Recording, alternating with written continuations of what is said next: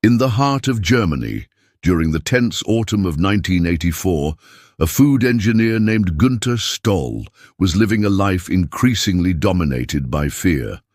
An unemployed food engineer from Anshausen, Westphalia, then West Germany, was suffering from a moderate case of paranoia.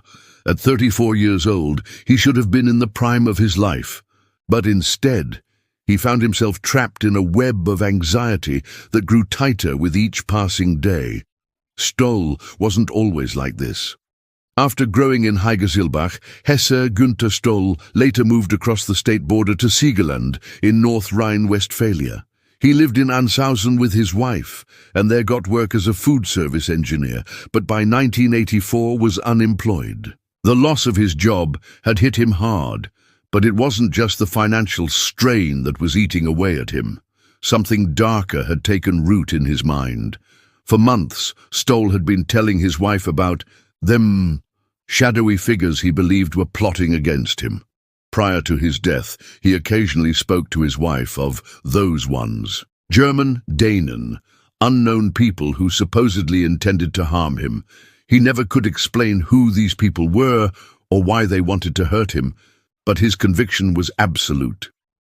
His wife watched helplessly as the man she loved descended deeper into this paranoid state, unable to convince him that these threats existed only in his mind. The evening of October 25, 1984, started like many others in the Stoll household. He mentioned those specifically on the evening of the 25th of October 1984 at approximately 23 o'clock, before suddenly shouting, "Jetzt geht mir ein Licht auf! Now I've got it!"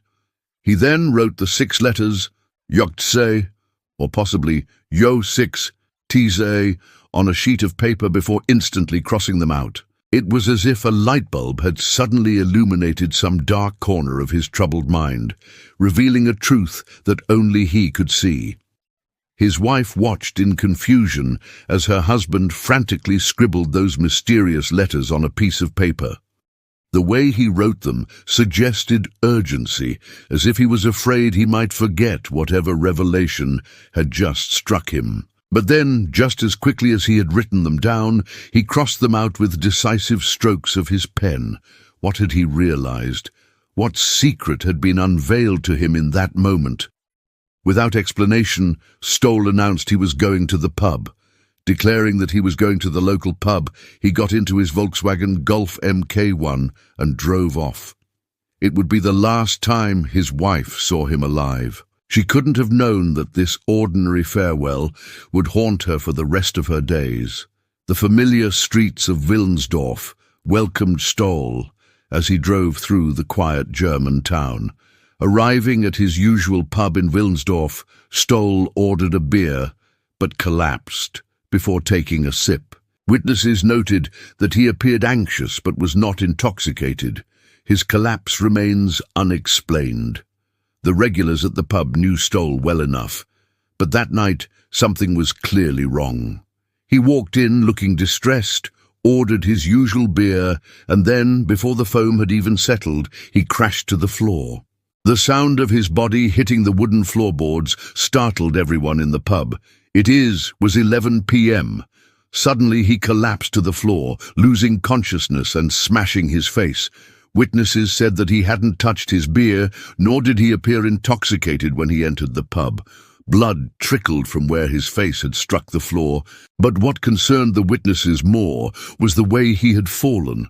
Not like a drunk man losing his balance, but like someone whose strings had been suddenly cut. When Stoll regained consciousness, he seemed disoriented and confused.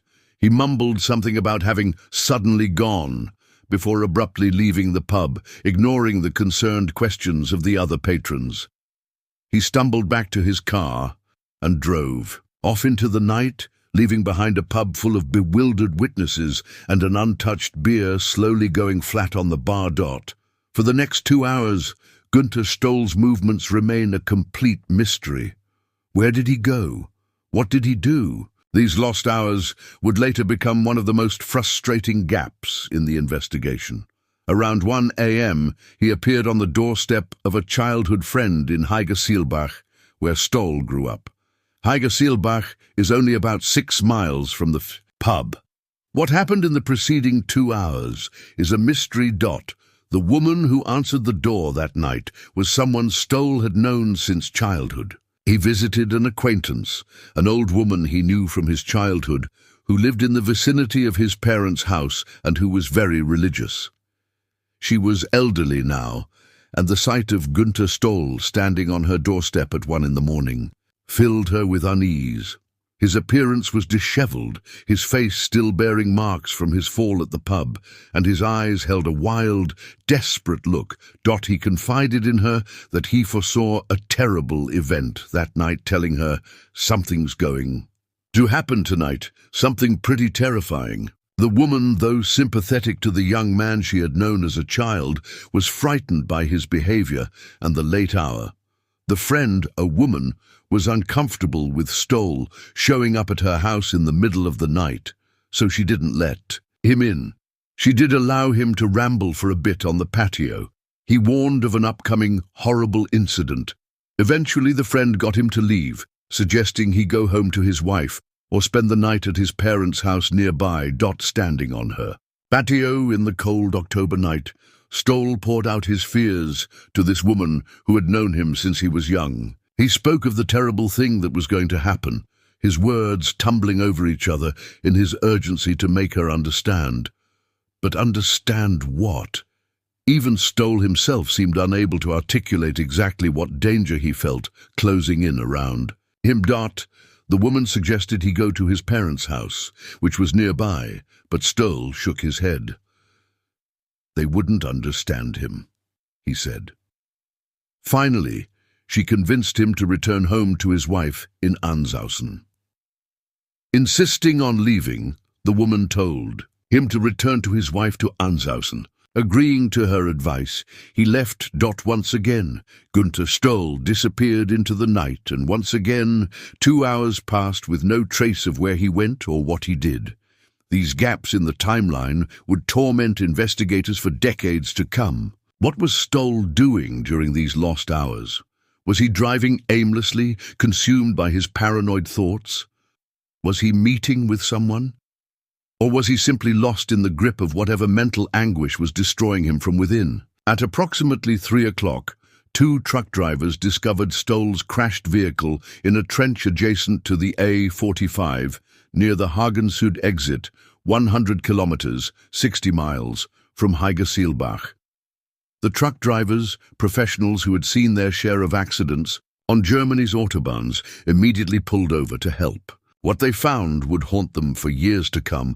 Both truck drivers testified independently of each other to have seen an injured person in a white jacket walking near the car. This figure, moving through the darkness along the highway, appeared to be injured, perhaps holding his arm as if in pain. But by the time the truck drivers had parked and returned to investigate more closely, the mysterious figure had vanished into the night. After calling law enforcement, the drivers found the severely injured Günther Stoll naked in his car. He was conscious and mentioned 4 male persons who had been with him in the car and had run away. When asked if the men were his friends, Stoll denied it. He died on the way to the hospital. The scene that greeted the truck drivers was bizarre, beyond belief. Stoll's Volkswagen Golf was crashed in the ditch, and inside in the passenger seat, not the driver's seat, was Stoll himself, completely naked and covered in blood. His injuries were severe, but incredibly, he was still conscious, still able to speak, though his words would only deepen the mystery. 4 men, he gasped to the truck drivers. 4 men were with me in the car. When they asked if these men were his friends, Stoll's response was emphatic. No. These were among his last words. As the ambulance raced through the night toward the hospital, Günther Stoll's life slipped away, taking with him the answers to questions that would puzzle investigators for decades. The initial assumption was that this was a tragic but straightforward car accident. But as investigators began to examine the scene more carefully, Disturbing inconsistencies emerged. The criminal investigation showed that Stoll was injured before the crash, and initially concluded that he had been hit by a car elsewhere and subsequently positioned in the passenger seat of his car and driven to the location where he was discovered. Contrary to his injuries, the damage to the car occurred at the location where the car was found. It was also concluded that he was naked at the time he was supposedly run over. The forensic evidence painted a chilling picture. Stoll's injuries didn't match the damage to his car. He had been struck by a vehicle, but not his own. Someone had hit him with another car while he was already naked, then loaded his injured body into his own Volkswagen, driven it to the crash site, and staged the accident. But why? Who would do such a thing? And what had happened to Stoll's clothes? His shoes were found in the car, but his clothes were never recovered. This detail would prove to be one of the most baffling aspects of the case. How did Günther Stoll end up naked on a cold October night? Was this connected to his mental state, or was it evidence of foul play? The investigation expanded rapidly as detectives tried to make sense of what had happened. Other drivers reported seeing a hitchhiker at the Hagen Sud exit. Neither the hitchhiker nor the person in the white jacket were identified. Who were these mysterious figures seen near the crash site? Were they connected to the four men Stoll had mentioned, or were they simply travelers who had stumbled upon the scene and fled, not wanting to get involved? Perhaps the most frustrating aspect of the investigation was the YOGTZE note itself. Police were not able to recover the piece of paper with the letters YOGTZE. Stoll's wife stated that she threw the paper away the night Stoll died. Therefore, police do not even know if YOGTZE is the combination Stoll wrote on the piece of paper. Without the original note, investigators had to rely on Stoll's wife's memory of what her husband had written. Had she remembered correctly? Was it YOGTZE or YOGTZE? The difference between a G and a 6 could be crucial, but without the original document, there was no way to know for certain. Theories about the meaning of YOGTZE began to proliferate almost immediately. Upon airing, several amateur radio enthusiasts called the TV station, stating that by changing the G in YOGTZE to the number 6, one gets the official call sign of a Romanian radio station. This led some to speculate that Stoll had stumbled upon some kind of espionage operation. Remember, this was 1984, the height of the Cold War. Germany was divided, and the possibility of Eastern Bloc spy activities was very real. Their, quote, even. A theory tying it to Stoll's profession, with TZE referring to a yogurt flavoring additive. As a food engineer, Stoll would have been familiar with various food additives and flavorings. Had he discovered something about food contamination or industrial sabotage? Was this why they were after him? Other theories ranged from the plausible to the bizarre. A more likely explanation was that the note did not say YOGTZE but was a license plate number. The letter O might have been the number 0, the number 2 may have been misidentified as a letter Z, and 6 could have been mistaken for a G. If YOGTZE was actually a license plate number, Y06T2E or Y0GT2E, it could have been Stoll's way of identifying his killers. Some suggested more esoteric interpretations. Some people propose that YOGTZE may be an anagram for zygote. A zygote is the earliest developmental stage of many multicellular organisms. The term originates from an ancient Greek word that means joined. The zygote forms from a pair of gametes, male and female reproductive cells, and it contains genetic information from each gamete to create a new individual. Had Stoll, as a food engineer, stumbled upon something related to genetic modification in food production? The case quickly became one of Germany's most famous unsolved mysteries. On the 12th of April 1985, the case was presented on the popular German television program Aktenzeichen XY ungelöst. The television coverage brought in numerous tips and theories, but none led to a breakthrough in the case. Investigators pursued every possible lead. Investigators looked into Stoll's history, but found he had no criminal record, and they discounted any contact with drug dealers as the purpose of his holidays trips to the Netherlands, or as a factor in his death. Despite his paranoid beliefs about people wanting to harm him, there was no evidence that Stoll was involved in anything illegal or dangerous. As the years passed, the YOGTZE case, also known as the Autobahn riddle, became a subject of endless speculation. Amateur detectives pored over the details, looking for patterns or clues that professional investigators might have missed.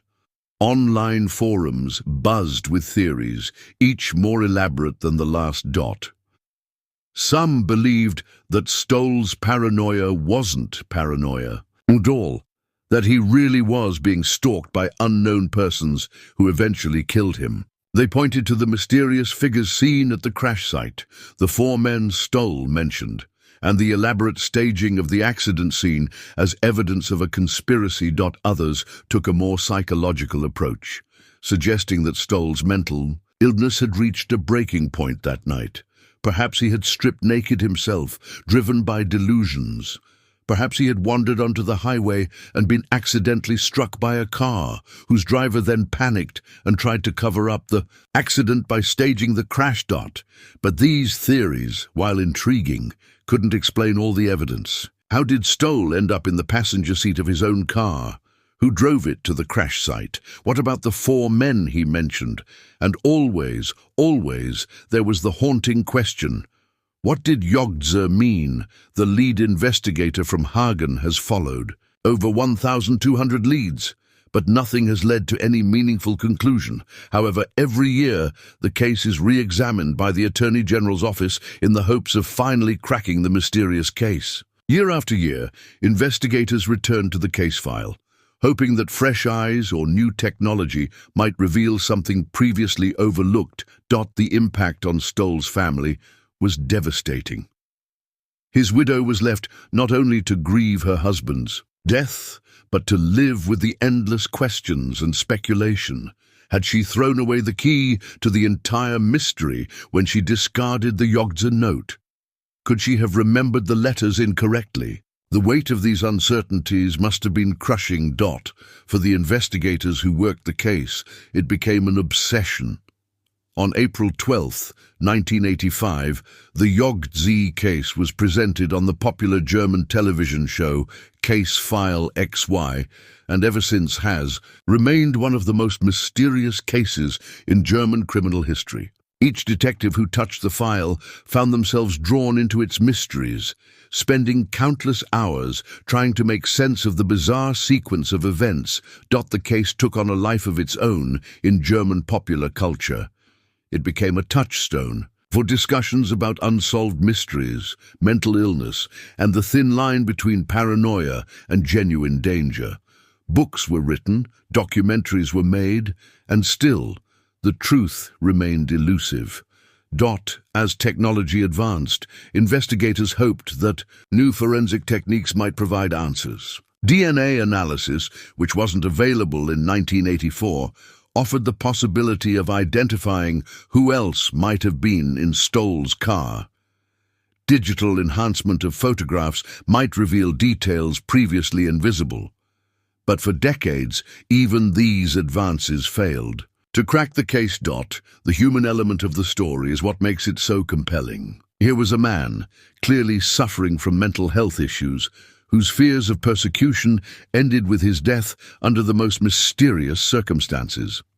Whether his paranoia was justified or not, whether they were real or imaginary, Günther Stoll met a violent end on that October night. The witnesses who encountered Stoll in his final hours were left with lasting impressions. The pub regulars who saw him collapse, the elderly woman who listened to his warnings of terrible things to come, the truck drivers who found him dying in his car, All were touched by this tragedy and left wondering what they had really witnessed. For 40 years, the YOGTZE case remained officially unsolved, a cold case that refused to yield its secrets. Generations of investigators came and went, each hoping to be the one who finally solved Germany's most perplexing murder mystery. The case grew thicker with each passing year, filled with witness statements, forensic reports, and theories that led nowhere.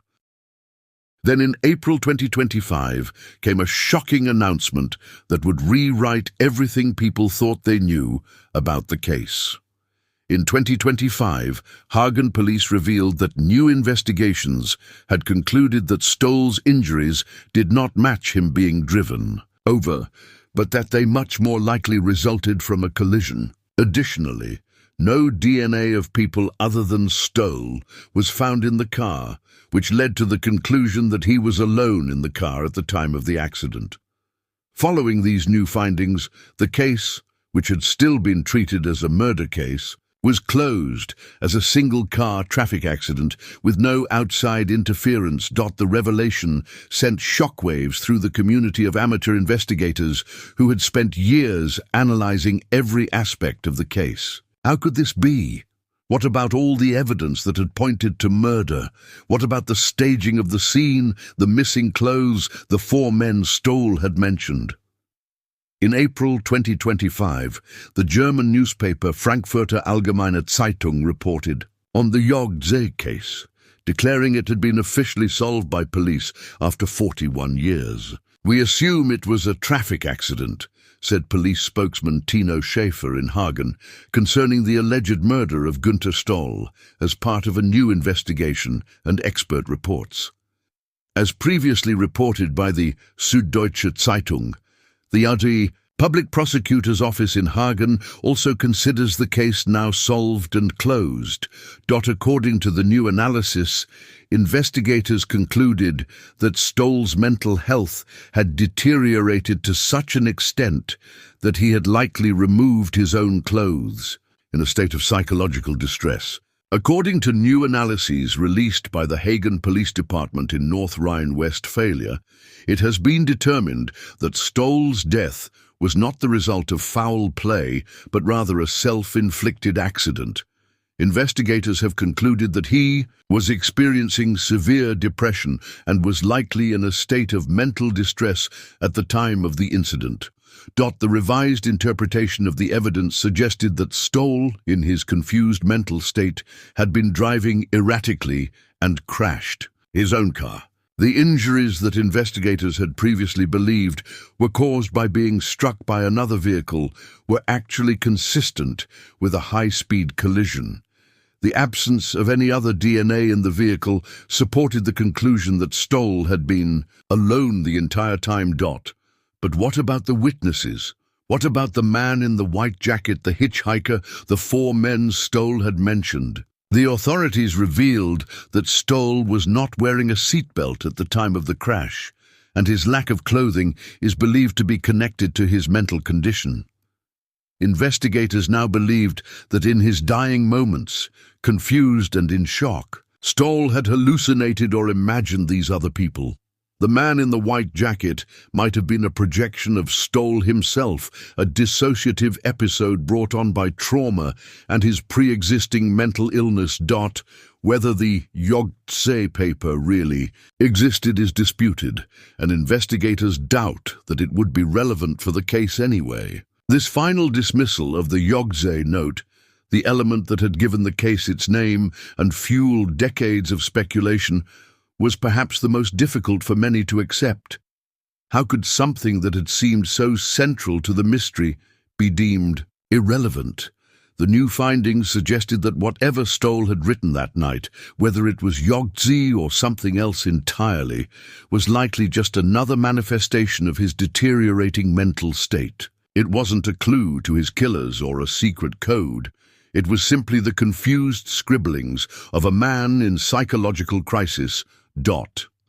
As authorities closed the case after extensive re-evaluations, they emphasized the importance of mental health awareness and the need for support for those struggling with psychological issues. The tragic story of Günther Stoll serves as a reminder of the complexities surrounding mental health and the potential outcomes of untreated conditions. The resolution of the case left many feeling conflicted. For some, there was relief that after 40 years, there was finally an answer. For others, particularly those who had invested years in studying the case, the explanation felt unsatisfying. How could so many mysterious elements be explained away as mental illness and coincidence? The truck drivers who had found Stoll maintained their accounts of seeing another person at the scene. The witnesses at the pub remained convinced that Stoll's collapse had been more than just a psychological episode. The elderly woman who had spoken with him that night still remembered the genuine fear in his eyes when he warned her of terrible things to come. Perhaps the most poignant aspect of this resolution is what it says about the nature of mystery itself. For 40 years, the YOGTZE case had been a puzzle that captured imaginations, a real-life mystery that seemed to demand a dramatic solution. The idea that it might have been, in the end, a tragic accident brought on by mental illness was almost too ordinary, too sad to accept. Yet this explanation, mundane as it might seem, carries its own kind of horror. Günther Stoll spent his final months convinced that shadowy figures were plotting against him. On his last night, he experienced a moment of clarity. Now I've got it. That turned out to be just another delusion. He drove through the darkness, seeking help or understanding, finding neither. In the end, he died alone, naked and afraid. On a cold highway, his mind conjuring phantoms, even as his life slipped away. The YOGTZE case reminds us that not all mysteries have satisfying solutions. Sometimes the truth is more tragic than any conspiracy theory. Sometimes the real horror is not shadowy assassins or government cover-ups, but the fragility of the human mind and the devastating effects of untreated mental illness. For Günther Stoll's family, the resolution of the case may bring a measure of closure, but it cannot undo 40 years of questions and speculation. For the investigators who spent countless hours pursuing leads that ultimately went nowhere, there may be frustration at time that could never be recovered. For the amateur sleuths who found meaning in trying to solve the puzzle, there may be a sense of loss at a mystery that is no longer mysterious. But perhaps there is also a lesson in this resolution. In our eagerness to find dramatic explanations for tragic events, we sometimes overlook the more mundane but equally important truths. Günther Stoll was a man who needed help, who was crying out in his own way for someone to take his fears seriously, even if those fears were rooted in delusion rather than reality.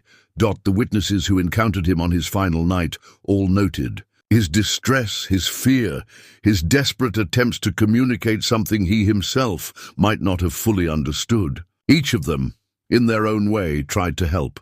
The pub patrons who were concerned when he collapsed, the elderly woman who listened to his fears, even as she urged him to seek help from his family, the truck drivers who stopped to help at the crash scene. But it wasn't enough.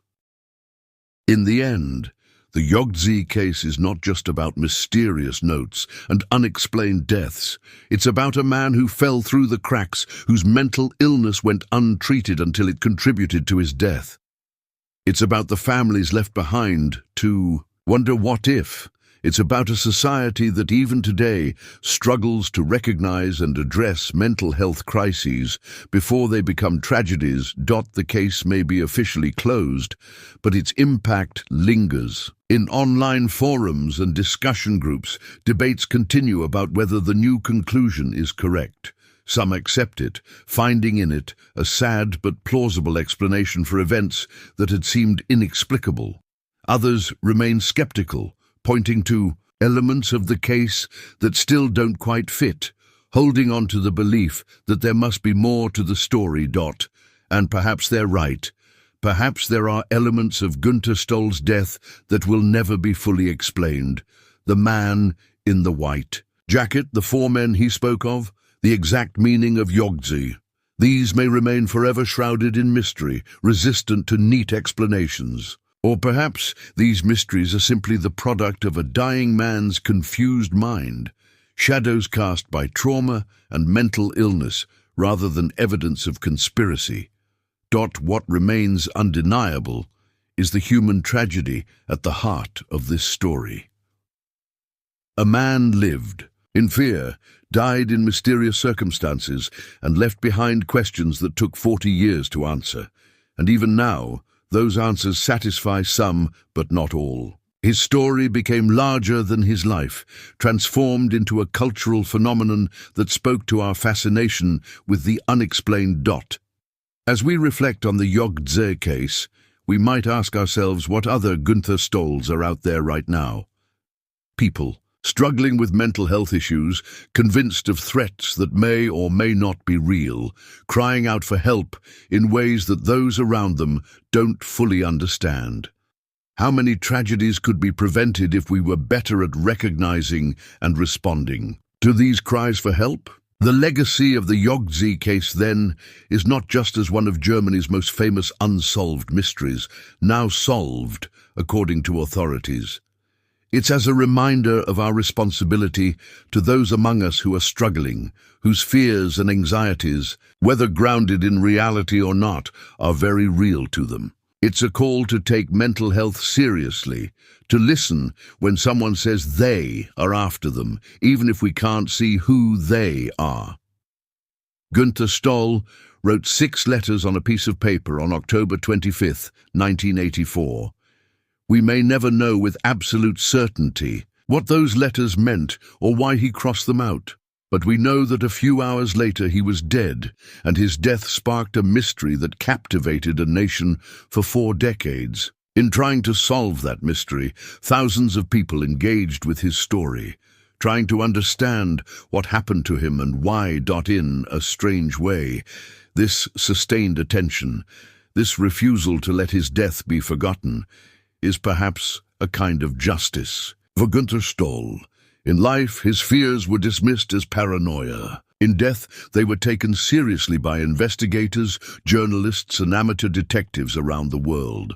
The tragedy is that this attention came too late to save him. The YOGTZE case stands as a testament to our enduring fascination with the unexplained, but also to the very real consequences of mental illness left untreated. It reminds us that behind every mystery is a human story, often one of pain and confusion and desperate attempts to make sense of a world that seems threatening and incomprehensible.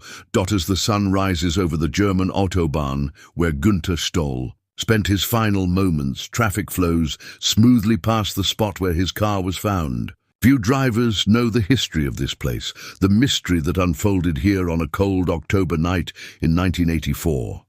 The physical traces of that night have long since been erased, but the questions it raised echo still.